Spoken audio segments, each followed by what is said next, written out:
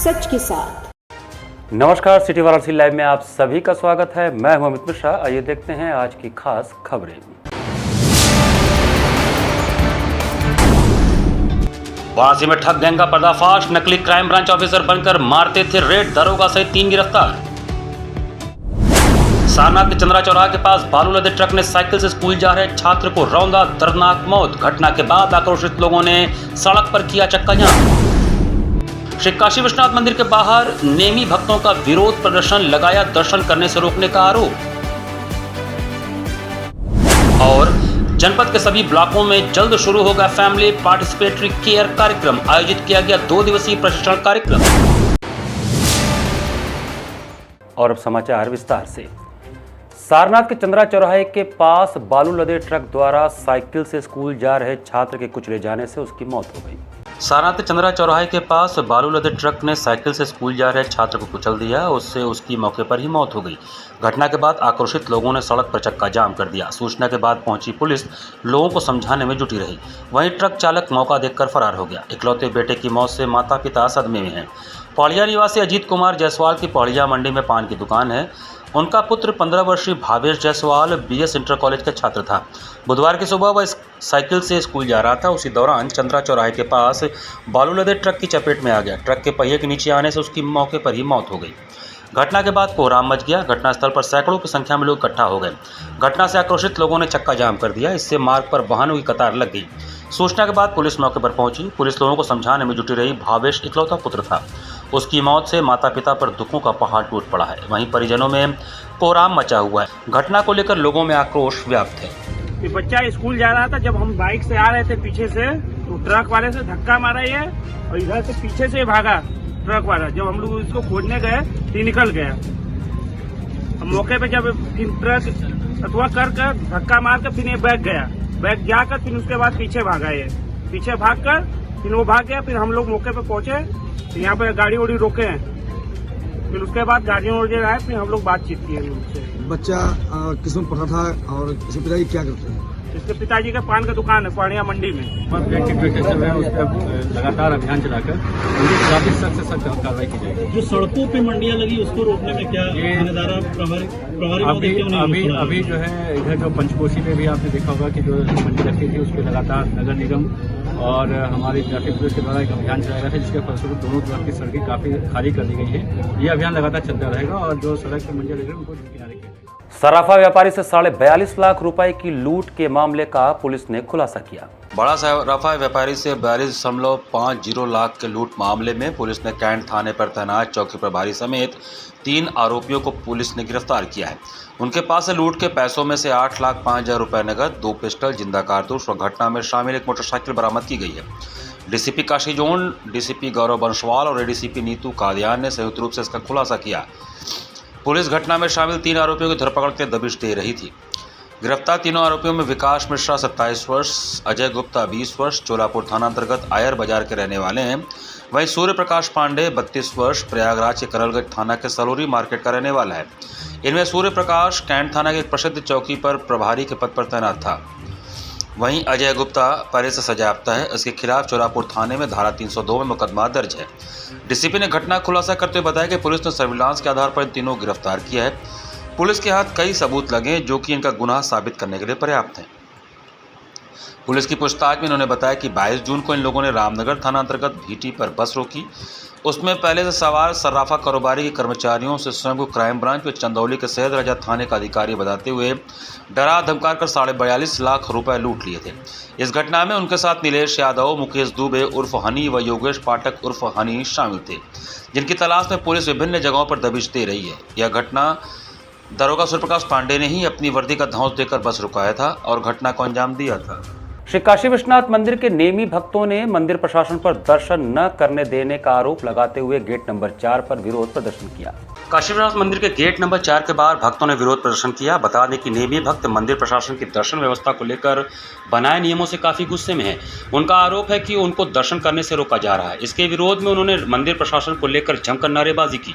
हालांकि इस मामले में मंदिर प्रशासन ने सफाई देते हुए कहा कि स्थानीय दर्शनार्थियों के लिए एक विशेष समय प्रातः 4 से 5 एवं सायंकाल 4 से 5 बजे तक मंदिर प्रशासन द्वारा निर्धारित मार्ग से प्रवेश दिए जाने की व्यवस्था है और स्थानीय दर्शनार्थियों द्वारा गेट नंबर 4 के बगल में 4B एंट्री पॉइंट से ही मंदिर में प्रवेश करना होगा। इसके अलावा अगर किसी को दर्शन करना हो तो वो नॉर्मल लाइन से लगकर दर्शन कर सकता है। दूसरी ओर मुख्य कार्यपालक अधिकारी ब्रजभूषण मिश्रा ने नेमी भक्तों से अनुरोध किया है कि बाहरी दर्शनार्थियों को किसी भी तरह की समस्या न हो, इस बात का भी ध्यान रखा जाए।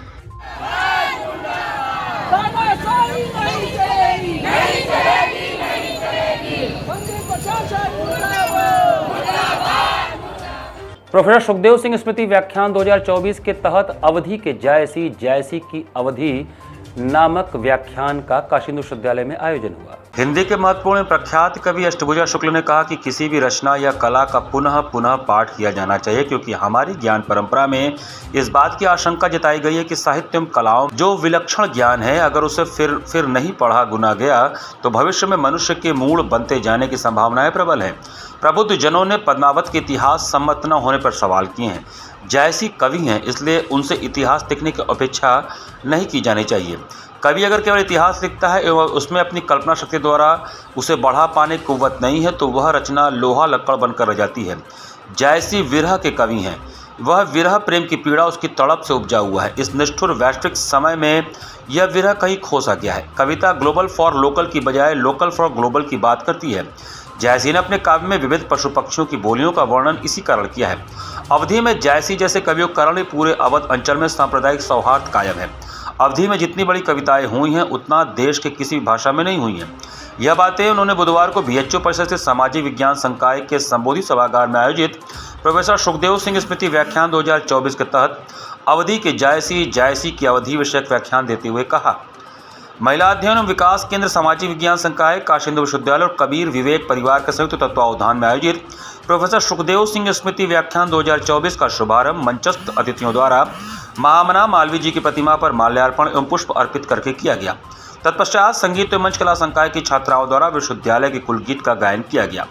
इसके बाद संगीत एवं मंच कला संकाय की छात्रा अलंकृता रॉय ने कबीर के पद गगन घटा गहरानी का गायन किया। कबीर विवेक परिवार द्वारा मंचस्थ अतिथियों को शॉल, स्मृति चिन्ह एवं पुष्पगुच्छ देकर सम्मानित किया गया। इसके साथ ही महिला अध्ययन एवं विकास केंद्र की तरफ से मंचस्थ अतिथियों को कुछ पुस्तकें भी भेंट की गई। इस कार्यक्रम में professor Awadhesh Pradhan, professor Baliraj Pandey, professor Vashishtha Dwivedi, professor Shriprakash Shukla, professor Suman Jain, professor Sadanand Shahi, professor Neeraj Khare, professor Prabhakar Singh, professor Sevaram Tripathi, professor Bhupendra Singh, professor NK Singh, doctor Ramagya Rai, doctor Meenakshi Jha, doctor Satyaprakash Singh, doctor Mahendra Prasad Kushwaha, doctor Vivek Singh, doctor Neelam Kumari, doctor Prabhat Mishra, doctor Satyaprakash Singh, doctor Vindhyachal Yadav, doctor Ravishankar Sonkar, Pranay Ranjan एवं कबीर विवेक परिवार के अन्य सदस्यों के साथ ही काफ़ी संख्या में शोधार्थियों एवं विद्यार्थियों की उपस्थिति रही। प्राय ये होता है कि जो पुरस्कृत जितने भी विद्वान होते हैं, तरह तरह के आप देखते होंगे कि लोग कहते हैं कि एक विशेष एक ग्रुप है। जैसे आप किसी पंथ को फॉलो करते हैं तो वो विशेष ग्रुप, आप कबीर पंथी हैं तो कबीर पंथ के लोग उसको पुरस्कार देने लगेंगे, रैदास पंथ के हैं तो रैदास पंथ के लोग होंगे। यह एक निष्पक्ष भाव से, जिसमें ना कोई जाति का भेद है, ना कोई धर्म का भेद है, ना किसी क्षेत्र का भेद है, प्रत्येक क्षेत्र के पूरे देश से विश्व के विद्वानों को निर्णायक मंडल जो है बहुत अच्छी तरह से परखता है, जिसमें कहीं तरह से किसी भी तरह से न जाति धर्म भेदभाव नहीं चलता है और निष्पक्ष रूप से इस सम्मान की घोषणा करता है। मातृ एवं नवजात शिशु देखभाल में पुरुषों की भागीदारी सुनिश्चित करने के लिए जनपद में शीघ्र ही फैमिली पार्टिसिपेटरी केयर की शुरुआत की जाएगी। मातृ एवं नवजात शिशु देखभाल में परिवार के सभी सदस्यों, खासकर पुरुषों की सहभागिता को सुनिश्चित करने के लिए जल्द ही जनपद में फैमिली पार्टिसिपेटरी केयर यानी परिवार सहभागी देखभाल FPC कार्यक्रम की शुरुआत की जाएगी। इसको लेकर 2 दिवसीय प्रशिक्षण कार्यशाला का समापन मंगलवार को मुख्य चिकित्सा अधिकारी कार्यालय के धन्वंतरी सभागार में हुआ। प्रशिक्षण में हर ब्लॉक में एक ब्लॉक सामुदायिक प्रक्रिया प्रबंधक BCPM, सामुदायिक स्वास्थ्य अधिकारी CHO और ANM को प्रशिक्षित किया गया। साथ ही इन्हें मास्टर ट्रेनर भी बनाया गया, जो ब्लॉक पर जाकर सभी स्टाफ नर्स, CHO, ANM, संगिनी और आशाओं को प्रशिक्षित करेंगे। सीएमओ डॉक्टर संदीप चौधरी के निर्देशन व न्यूट्रिशन इंटरनेशनल एनआई और न्यू कॉन्सेप्ट एनसीआईएस संस्था के संयुक्त तत्वावधान में प्रशिक्षण का आयोजन किया गया। Deputy CMO RCH doctor SC Maurya के नेतृत्व में प्रशिक्षक संजय वर्मा और प्रभा शर्मा ने समस्त स्वास्थ्य कर्मियों को बताया कि मातृ व शिशु स्वास्थ्य की देखभाल में परिवार की महत्वपूर्ण भूमिका होती है। परिवार के सहयोग से गर्भवती और धात्री महिला साथ ही नवजात शिशु के पोषण में सहयोग दिया जा सकता है, जिसमें परिवार के पुरुषों को भी 100% सहयोग करना चाहिए। इस मौके पर ANUHM के CCPM कौशल चौबे, BCPM, CHO, ANM एवं न्यूट्रिशनल इंटरनेशनल से मंडलीय समन्वयक अपराजिता सिंह मौजूद रहीं। काशी में महादेव जी का एक ऐसा मंदिर भी है जो रसेश्वर महादेव जी के नाम से प्रसिद्ध है। यहाँ प्रभु को फूल, दूध, बेलपत्र इत्यादि के अलावा आयुर्वेदिक औषधियाँ भी चढ़ाई जाती हैं। काशी विश्वविद्यालय में स्थापित रसेश्वर महादेव मंदिर के शिवलिंग पर फूल, बेलपत्र, धतूरा, दूध, माला, चंदन, घी, शहद चढ़ाई जाती है। आयुर्वेदिक औषधियों के निर्माण प्रक्रिया के तहत भस्मों के पाक के क्रम में अघोरेश्वर शिव की आराधना के लिए 1950-60 में प्रोफेसर दत्तात्रेय अनंत कुलकर्णी ने पुराने आयुर्वेदिक फार्मेसी विभाग में रस शास्त्रीय प्रक्रियाओं के लिए शिव आराधना के लिए मंदिर का निर्माण कराया था। भगवान भोलेनाथ को औषधियों का जनक कहा जाता है। इस उद्देश्य से रसेश्वर महादेव मंदिर का निर्माण कराया गया। मंदिर में भगवान शिव, माँ पार्वती, कार्तिकेय जी और गणेश जी की प्रतिमा के साथ ही महामना की प्रतिमा स्थापित की गई है। काशी विश्वविद्यालय की स्थापना भारत रत्न पंडित मदन मोहन मालवीय ने किया था। उन्होंने लोगों से दान लेकर इसकी स्थापना की थी। उनके इसी बात को आत्मसात करते हुए विज्ञान संस्थान आयुर्वेद संकाय के रस शास्त्र विभाग के प्रोफेसर आनंद कुमार ने भिक्षा के पैसे से रसेश्वर महादेव मंदिर की स्थापना की। इस मंदिर का निर्माण 2016 में हुआ और 17 फरवरी से 21 फरवरी 2018 में बनकर तैयार हुआ। आपको बता दें कि महामना पंडित मदन मोहन मालवीय समाज को शिक्षित करने के साथ ही लोगों को स्वस्थ रखने के लिए आयुर्वेद चिकित्सा की स्थापना 1922 से 1932 के बीच BHU में किए थे। महामना अपनी दैनिक दिनचर्या के तहत आयुर्वेदिक फार्मेसी का निरीक्षण भी करते थे। प्रोफेसर आनंद कुमार ने बताया कि रस शास्त्र विभाग में जो भी औषधि दवा बनती है उसे सर्वप्रथम औषधि के देवता भगवान भोलेनाथ और भगवान धन्वंतरी को समर्पित किया जाता है। इसके बाद यह लोगों को कष्ट निवारण के लिए दिया जाता है। यह मालवीय जी के द्वारा स्थापित परंपरा में से एक परंपरा है जिसका निर्वहन आज भी किया जा रहा है। उन्होंने बताया कि कोविड काल में जिस समय देश परेशान था उस समय हम लोगों द्वारा औषधि काढ़ा बनाया गया था और लोगों को प्राणदान दिया जा रहा था। रिसर्च स्कॉलर वैशाली गुप्ता ने बताया कि हम काशी हिंदू विश्वविद्यालय में आयुर्वेद डिपार्टमेंट के रस शास्त्र विभाग में रिसर्च कर रहे हैं और हम हर्बल क्रीम बना रहे हैं। हम लोग जो भी आयुर्वेदिक औषधि द्वारा दवा बनाते हैं या भस्म बनाते हैं उसे सबसे पहले हमारे कैंपस में स्थित रसेश्वर महादेव जी को अर्पित करते हैं। हम लोगों का मानना है कि हम लोगों द्वारा जो भी औषधि गुण वाला दवा बनाते हैं उसे सर्वप्रथम महादेव को समर्पित किया जाता है। हम लोगों के आराध्य देव भगवान शिव शंकर और हम लोगों का विश्वास है कि जो भी दवा हम लोग बनाते हैं बनाने से पहले और बनाने के बाद उपयोग में लाने से पहले उन्हें अर्पित करते हैं ताकि यह दवा का असर लोगों पर अच्छा और तत्काल हो। कि महादेव स्वयं अवतरित हुए, ठीक है। निमित्त मात्र के लिए जब कागजी कार्रवाई हुई तो मैं उस समय विभागाध्यक्ष था इस विभाग का और मैंने विश्वविद्यालय से अनुमति ली और इसके निर्माण में सब कुछ हमारे रसशास्त्र विभाग के पुराने विद्यार्थियों ने, आयुर्वेद के बहुत सारे मनीषियों ने और विश्वविद्यालय से भी कुछ लोगों ने सहयोग राशि प्रदान की और ये मंदिर का निर्माण तकरीबन 19 लाख रुपए में हुआ है और 2017 से बनना शुरू हुआ। 2018 21 फरवरी को जिसको कहा जाए कि प्राण प्रतिष्ठा का 4 दिन का समारोह हुआ था और तब से हमारे विभाग के विद्यार्थी और तमाम विश्वविद्यालय से दर्शनार्थी आते हैं और यहाँ पर अध्ययन करते हैं और हम लोग इनकी सेवा करते हैं। और इसके निर्माण में पूरी तरीके से अगर अच्छे जो भी हमारे विभाग के प्रोडक्ट्स रहे जिन्होंने कि 1 लाख रुपए तक की भी धनराशि दी है और वो आज बहुत सफल लोग हैं और सभी मैं ये कह सकता हूँ कि विभाग के पुरातन विद्यार्थियों ने सहयोग से बनाया। निमित्त ईश्वर ने सौभाग्य मुझे दिया कि मैंने ऐसे भिक्षावृत्ति में फैला करके मैंने भिक्षा मांगी और मंदिर बना। विश्वविद्यालय का यहाँ 1 रुपया नहीं लगा है। काशी हिंदू विश्वविद्यालय ने सिर्फ अनुमति दी है और ये मंदिर स्वयं भगवान शंकर के शिष्यों ने बनाया है। मैं कैसे क्रीम बनाना चाह रही हूँ जिसके साइड इफेक्ट कम हो और नेचुरल प्रोडक्ट से बना हो। कॉस्ट भी कोशिश करूँगी कि कम ही आए उसका और ग्लो को वो इम्प्रूव करे। कोई भी पिगमेंटेशन है, किसी भी तरह की ब्लेमिशेस हैं, स्किन वॉट्स हैं, ये सब ठीक कर सके जो भी। तो उसकी ये इंग्रेडिएंट्स हैं जो बनाना मैंने स्टार्ट किया है। तो उसके लिए सबसे पहले हम रसेश्वर महादेव की पूजा करते हैं कोई भी प्रोडक्ट बनाने के पहले। तो उसी इंग्रेडिएंट्स को की एक मतलब पूजा के लिए हम यहाँ पे आए हैं इस मंदिर में। यहाँ पर वक्त चला छोटे से ब्रेक का, बने रहिए सिटी वाराणसी लाइव के साथ। वाराणसी लाइव सच के साथ। स्वामी हरसिवानंद पब्लिक स्कूल छात्र छात्राओं हेतु वातानुकूलित छात्रावास की सुविधा, हर तिमाही युक्त खेल का मैदान, इंडोर गेम आउटडोर गेम की सुविधा, जिम, योगा, ध्यान की विशेष कक्षा, एनसीसी एबीसी सर्टिफिकेट तथा करियर काउंसलिंग की सुविधा, विज्ञान कला तथा कॉमर्स के साथ वैकल्पिक विषयों की एक लंबी श्रृंखला, कम फीस में उत्कृष्टतम अध्ययन की व्यवस्था, शहर के सभी क्षेत्रों में बस की सुविधा, विज्ञान, कंप्यूटर तथा सभी आधुनिकतम प्रयोगशाला उपलब्ध, audio video classes. Swami Harsivanand public school and hostel, शिक्षण समूह, शाखाएं Garhwa Ghat, Ramna, Varanasi. Phone number 9554995413, Jagatganj Varanasi. Phone number 7408457111, Banpurwa Ramna Varanasi. Phone number 9554955412, railway station road Churk Sonbhadra. Phone number 7081109710, Marsara Ghorawal Sonbhadra. Phone number 955496319495 एवं स्वामी हरसिवानंद महाविद्यालय Churk Sonbhadra. Phone number 7081109711।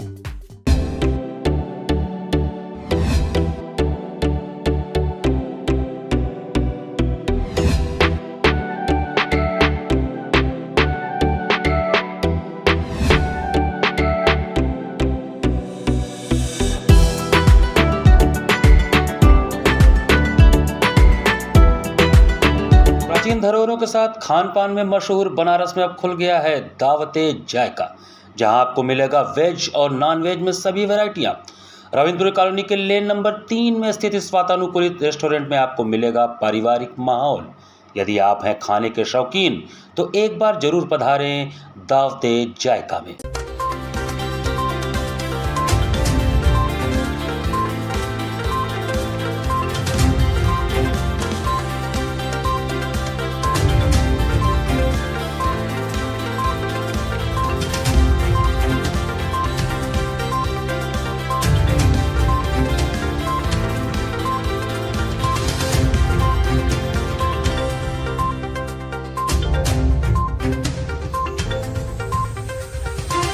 Varanasi live सच के साथ।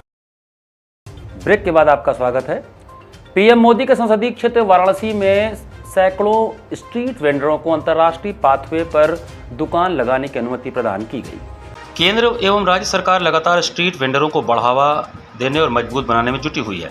इसका उदाहरण पीएम मोदी के संसदीय क्षेत्र वाराणसी में भी देखने को मिल रहा है। वाराणसी के सारनाथ में सैकड़ों स्ट्रीट वेंडरों को अंतर्राष्ट्रीय पाथवे पर दुकान लगाने की अनुमति प्रदान की गई है।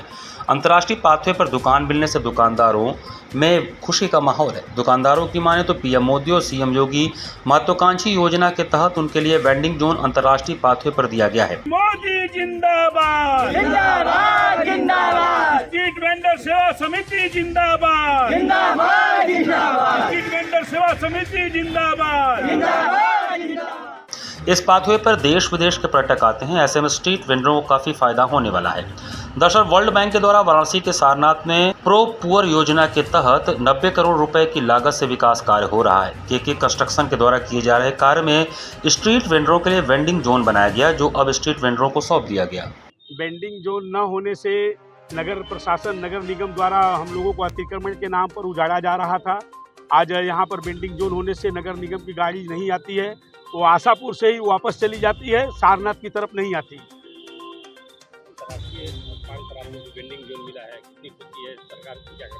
हमें तो खुशी के साथ साथ मैं यही कहूँगा कि माननीय प्रधानमंत्री जी ने इंटरनेशनल प्लेस, अंतर्राष्ट्रीय स्थान पर हम लोगों को स्थान मिला है, यही बहुत बड़ी खुशी है। और मैं देख रहा हूँ कि बनारस ही नहीं, पूरे यूपी में एक लहर जो चल रही है माननीय प्रधानमंत्री जी का, ये हम चाह रहे हैं कि हर जहाँ जहाँ भी ये धार्मिक स्थल है वहाँ पर वेंडरों को वेंडिंग जोन बना करके वेंडरों को बसा दिया जाए। भारत के प्रसिद्ध कवि कुमार विश्वास ने पूरे परिवार के साथ मां गंगा की विश्व प्रसिद्ध गंगा आरती देखी। प्रसिद्ध कवि कुमार विश्वास अपने पूरे परिवार के साथ दशाश्वमेध घाट पर गंगा सेवा निधि द्वारा होने वाले विश्व प्रसिद्ध मां गंगा की आरती में शामिल हुए। मां गंगा का वैदिक रीति से पूजन किया व भगवती मां गंगा की आरती देख मंत्रमुग्ध नजर आए। साथ ही गंगा सेवा निधि के अध्यक्ष सुशांत मिश्रा, कोषाध्यक्ष आशीष तिवारी, सचिव सुरजीत सिंह, सचिव हनुमान यादव द्वारा अंग वस्त्र मोमेंटो और प्रसाद देकर उनका स्वागत किया गया। साथ ही गंगा सेवा निधि के विजिटर बुक में उन्होंने लिखा कि कंकर कंकर मेरा शंकर, मैं लहर लहर अविनाशी हूँ, मैं काशी हूँ, मैं काशी हूँ, मैं काशी हूँ। रेल मंत्री अश्विनी वैष्णव ने लहरतारा स्थित डीआरएम कार्यालय के सभागार में ऑनलाइन माध्यम से प्रेस वार्ता किया। वार्षिक लहरतारा स्थित डीआरएम कार्यालय के सभागार में रेल मंत्री अश्विनी वैष्णव ने ऑनलाइन प्रेस वार्ता का आयोजन किया, जिसमें उन्होंने कहा कि केंद्रीय वित्त मंत्री निर्मला सीतारमण ने मंगलवार को देश का आम बजट प्रस्तुत किया। इस आम बजट में उन्होंने भारतीय रेल के पूंजीगत व्यय के लिए कुल 2,62,200 करोड़ धनराशि का रिकॉर्ड आवंटन किया है। पूंजीगत व्यय आवंटन के फलस्वरूप भारतीय रेल ने वित्त वर्ष 2023-24 में 1588 मीट्रिक टन का अभूतपूर्व सर्वाधिक माल लदान हासिल किया है, जो भारतीय रेल वर्ष 2030 तक 3000 मीट्रिक टन माल लदान के लक्ष्य की ओर बढ़ रहा है। इस आम बजट में रेल संरक्षा पर विशेष ध्यान दिया गया है। इसके तहत रेल पथ नवीनीकरण, सिग्नल व्यवस्था में सुधार, आरओबी, आरयूबी, इंफ्रास्ट्रक्चर विस्तार आदि के कार्य सम्मिलित हैं। इस बजट से रेलवे को एक बड़ा प्रोत्साहन मिला है। इस वर्तमान वित्त वर्ष में 2500 सामान्य कोच बनाने का निर्णय लिया गया है। इसके उपरांत 10,000 अतिरिक्त कोच बनाने पर भी स्वीकृति प्रदान की गई है। ये पूरा जो हमारा रेल बजट प्राप्त हुआ है भारतीय रेल का, वो 2,62,200 करोड़ रुपए का है, जिसमें से 1,08,000 करोड़ रुपए संरक्षा पे, यात्रियों की संरक्षा पे, सुरक्षा पे एवं सुरक्षित परिचालन के लिए खर्च किए जाएंगे। और आपको ये जानकर बड़ा हर्ष होगा कि पिछले 10 वर्षों में लगभग 20,000 करोड़ रुपए का निवेश भारतीय रेल में हुआ है। और इस वर्ष भी हमारा जो यूपी में जो चल रहे हैं प्रोजेक्ट्स, जो नए पैसे आए हैं, वो उसके अतिरिक्त भी करीब 92,000 करोड़ रुपए के प्रोजेक्ट्स उत्तर प्रदेश में चल रहे हैं। अकेले उत्तर प्रदेश में 1490 ऊपरगामी पुल या जो इनको हम सबवे कहते हैं, उनको बना के संपार फाटकों को हटाया गया है, जिससे कि सुरक्षित एवं बाधा रहित संचार लोगों को उपलब्ध हो पाया है। और जहाँ तक इसमें कुंभ की 157 अमृत स्टेशनों पे पूरे उत्तर प्रदेश में कार्य चल रहा है, जिसमें से 18 वाराणसी मंडल में है। यह स्टेशनों का जो चुनाव किया गया है, वो जहाँ यात्रियों के संख्या के आधार पे किया गया है स्टेशनों का चुनाव, और इन स्टेशनों को इस प्रकार से विकसित किया जाएगा कि ये एक उस शहर या कस्बे के केंद्र के रूप में विकसित हो। लोग यहाँ पर आएँ, यात्रा करने के उद्देश्य से भी आएँ और अन्य उद्देश्यों से भी आएँ। उनको एक अच्छा वातावरण मिल सके, लिफ्ट मिल सकें, एस्केलेटर्स मिल सकें, सुंदर वेटिंग रूम्स मिल सकें, बैठने के लिए लाउंज मिल सकें। इस प्रकार की सभी सुविधाओं से उन स्टेशनों को सुसज्जित किया जा रहा है। घाट संध्या कार्यक्रम में युवा कलाकार मोहित साहनी ने कजरी और गायन से दर्शकों को झूमने पर विवश किया। सावन मास कृष्ण पक्ष की द्वितीय तिथि में कलाकार ने मौसम के अनुरूप कजरी से समापन कर दर्शकों के हृदय को जीत लिया। जिला प्रशासन के अभिनव पहल पर मंगलवार को सुबह बनारस के अंतर्गत घाट संध्या कार्यक्रम में युवा कलाकार मोहित साहनी ने कार्यक्रम का शुभारंभ हर हर शिव शंकर, छोटा ख्याल, तत्पश्चात कृष्ण भजन, दादरा एवं समापन कजरी से किया। संगत कलाकार के रूप में तबले पर पंकज राय एवं हारमोनियम पर उज्ज्वल साहनी उपस्थित रहे। कलाकार को प्रमाण पत्र एवं आशीर्वचन पंकज राय ने प्रदान किया। प्रमाण पत्र प्रदान करने के साथ ही उनके संगीत साधना की प्रशंसा भी की गई। कार्यक्रम की परिकल्पना सुबह बनास सचिव संस्थापक डॉक्टर रत्नेश वर्मा ने किया है। कार्यक्रम का सफल संचालन सीमा केसरी ने किया। इस अवसर पर भारी संख्या में दर्शकगण उपस्थित रहे।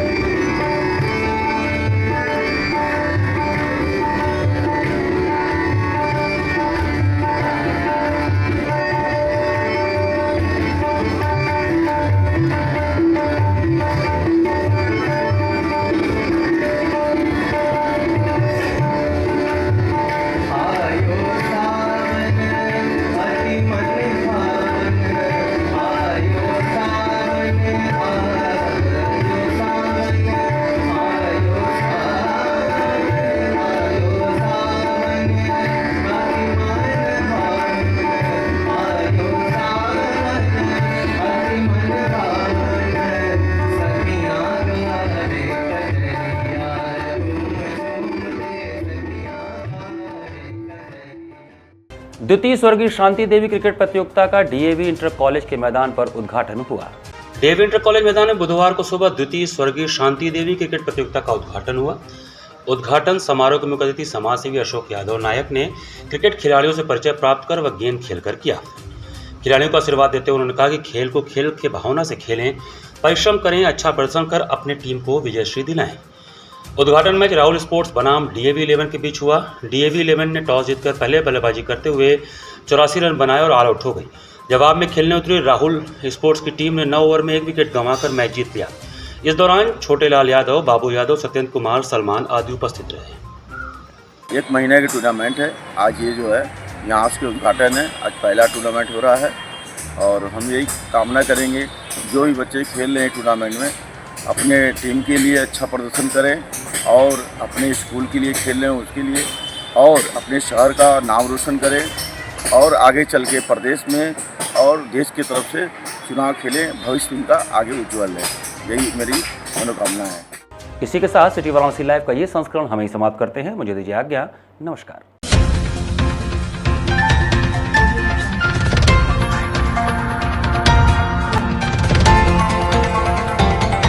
वाराणसी लाइव, सच के साथ।